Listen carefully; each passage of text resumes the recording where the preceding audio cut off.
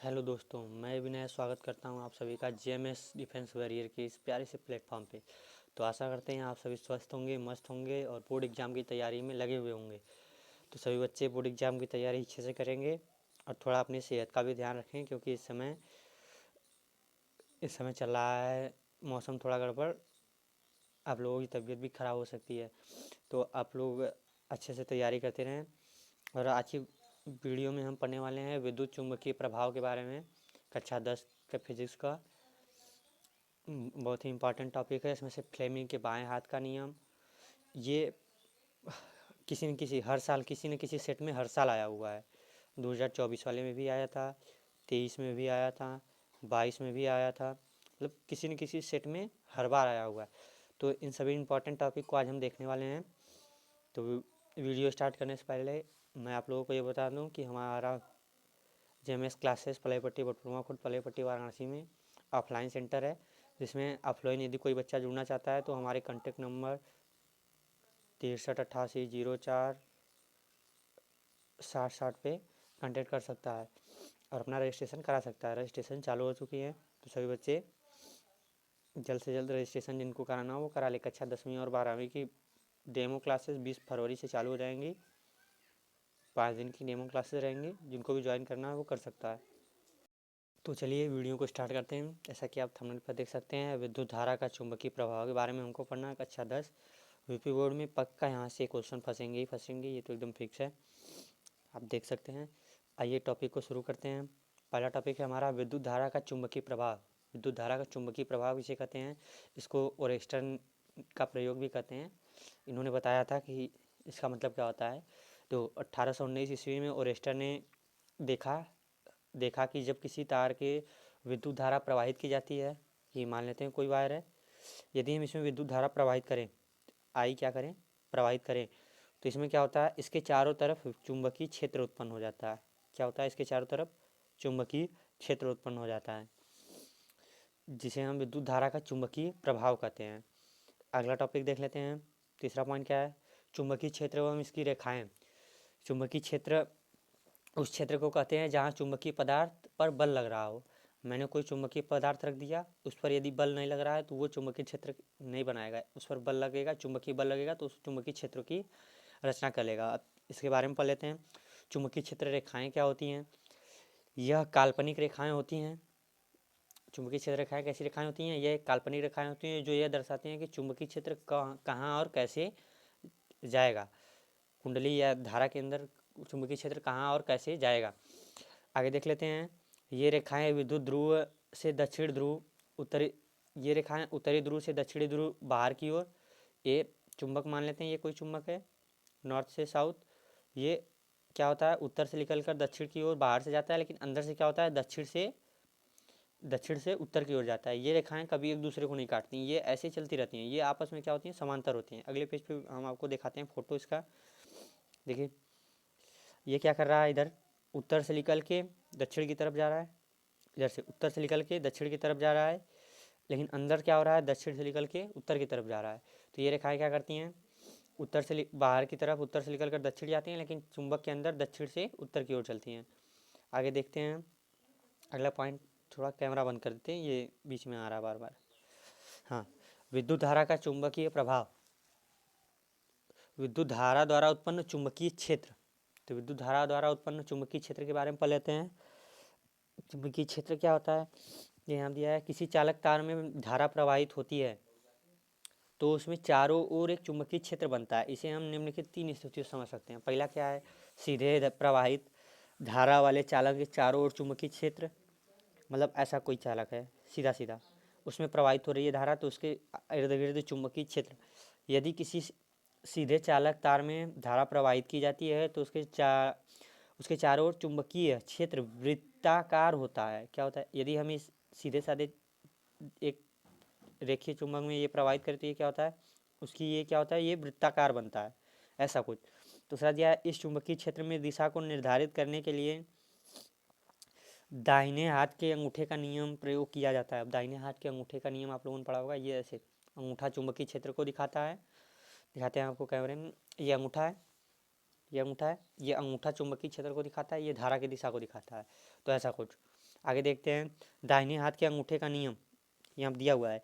यदि हम दाहिने हाथ के अंगूठे को धारा क्या कर रहा है, अंगूठे को धारा की दिशा में रखें तथा उंगलियों को मोड़ें तो उंगलियों की दिशा चुंबकीय क्षेत्र को दिखाएगी। तो अभी मैंने बताया ऐसे ऐसे किया, जो बताएगा ये क्या बताएगा, ये धारा की दिशा, और ये ऐसे उंगलियों को ऐसे मोड़ेंगे तो ये क्या बताएगा, चुंबकीय क्षेत्र की दिशा को दिखाएगा।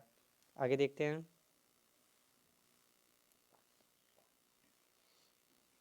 ये देखिए यहाँ पे दिया हुआ है, ये दिया हुआ है क्षण चुंबक, धारावाही चुंबक, धारावाही परिनालिका और वैद्युत द्विध्रुव तरल चुंबकीय क्षेत्र दिया हुआ है, अक्षों पर चुंबक। आगे देख लेते हैं 7वां पॉइंट, वृत्ताकार कुंडली के चारों ओर चुंबकीय क्षेत्र।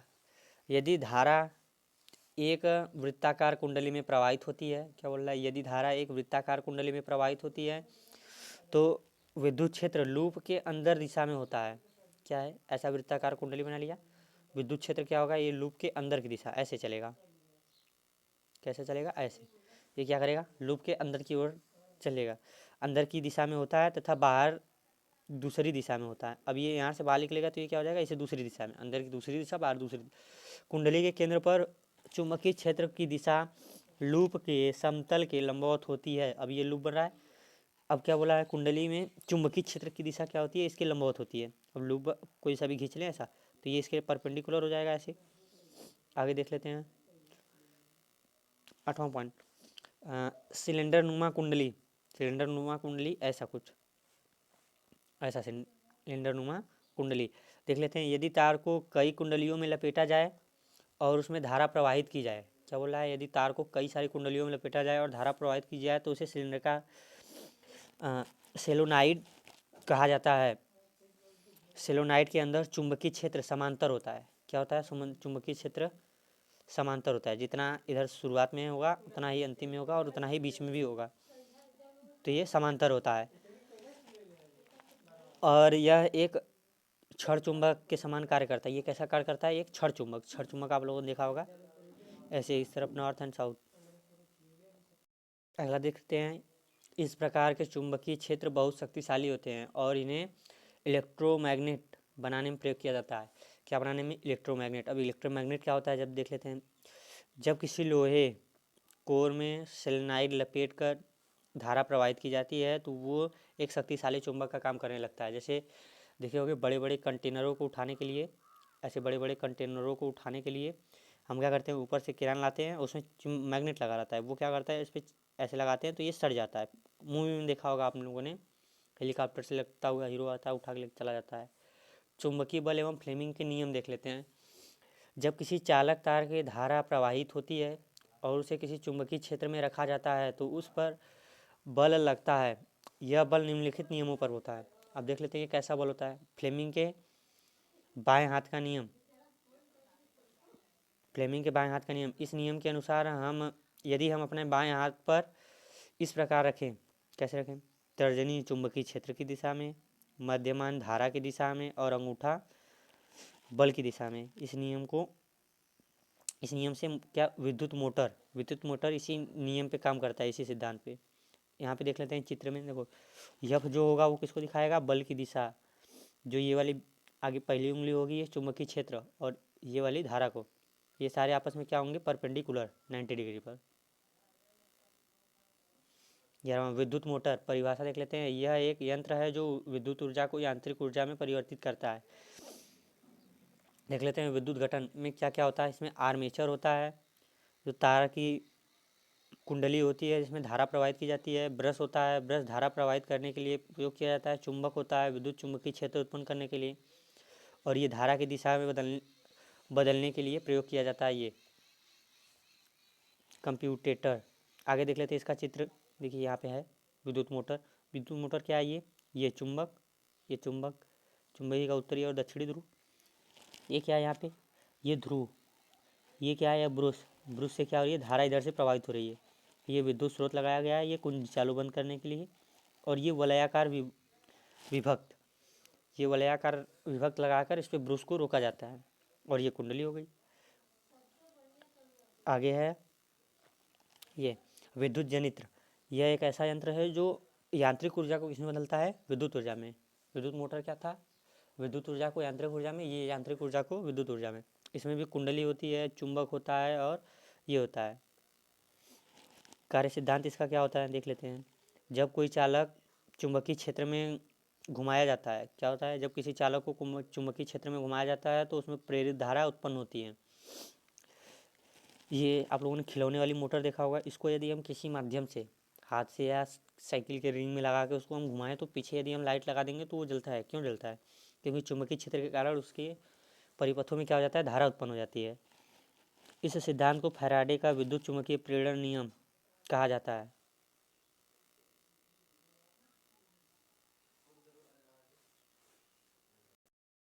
यहाँ पर विद्युत जनित्र का चित्र दिया हुआ है, आप लोग देख लीजिएगा।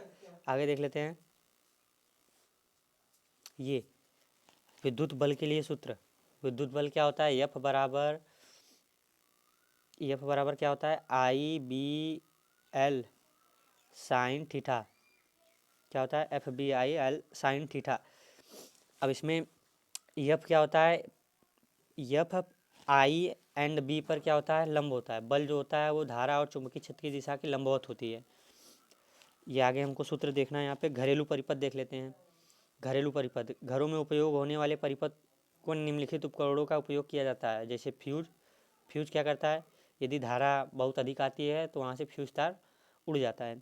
अधिक धारा प्रवाहित होने पर सुरक्षा के लिए फ्यूज का उपयोग करते हैं। अर्थिंग, करंट लगने से बचने के लिए हम किसका प्रयोग करते हैं, अर्थिंग। अब तो एमसीबी आता है, शॉर्ट सर्किट से बचने के लिए हम एमसीबी का उपयोग करते हैं। घरेलू परिपथ को देख लेते हैं। ये विद्युत तार, उदासीन तार, ये भू संपर्कीय तार, ये जाता है इधर। ये निकला विद्युत या बोर्ड का फ्यूज, ये फ्यूज वाला हो गया। यहाँ पे विद्युत मापी हमने लगा दिया। ये यहाँ पे लगा हुआ है सारे बॉक्स और स्विचेस, जिससे हम ये उपकरणों को चला रहे हैं। आगे देख लेते हैं। बस आज की टॉपिक ख़त्म हो गए हैं। आज की टॉपिक ख़त्म होते हुए एक मोटिवेशनल लाइन के साथ ख़त्म करते हैं। यहाँ दिया हुआ है, जिस पर जग हंसा है उसी ने इतिहास रचा है। तो इसका कहने का तात्पर्य है, यदि आपके पड़ोसी, आपके रिश्तेदार आपके तैयारी को देखकर हंस रहे हैं तो उनको बता दीजिए कि जिस पर जग हंसा है उसी ने इतिहास रचा है।